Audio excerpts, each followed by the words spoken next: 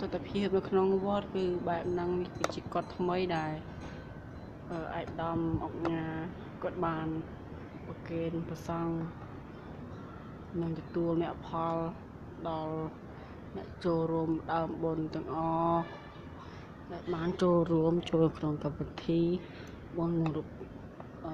បុណ្យឆ្លងប្រាក់ឆ្លងកฎដែលស្ថិតនៅវត្តព្រៃហូរភូមិព្រៃហូរមួយសង្កាត់ព្រៃហូរក្រុងតាខ្មៅខេត្តកណ្ដាល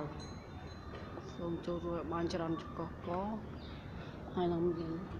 ការដាក់ខោនក៏ដាក់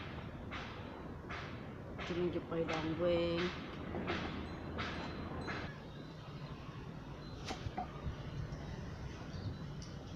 ទស្សនវិជ្ជានៅក្នុងវត្តគឺធំបែបហ្នឹងបាទគឺមានតែវិរៈជនក្នុងអាចមានពុទ្ធរូបក្នុងព្រះអង្គតំណាងមុខគឺព្រះពុទ្ធធម៌ព្រះសង្ឃដែលបានលោកចូលក្នុងបរិនិព្វានបាទ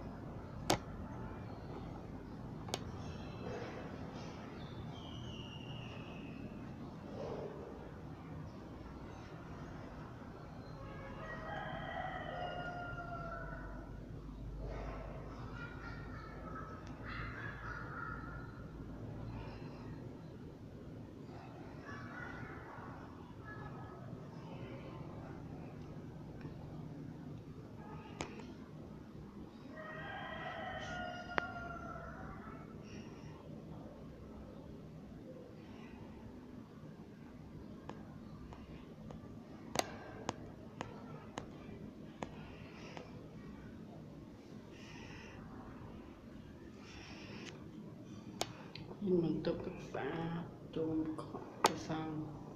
ដែលលោកគង់នៅក្នុងចាំព្រះសានៅក្នុងកុដិមហាកុដិគឺមានតែពុទ្ធបរិស័ទទាំងឡាយដែលចូលរួមមកប្រគេនបុណ្យនឹងអាចទទួលបានដោយមានសុខភាពទាំងនេះអង្គុនស្អាតទូលាយធំមានភ្លើងភ្លើង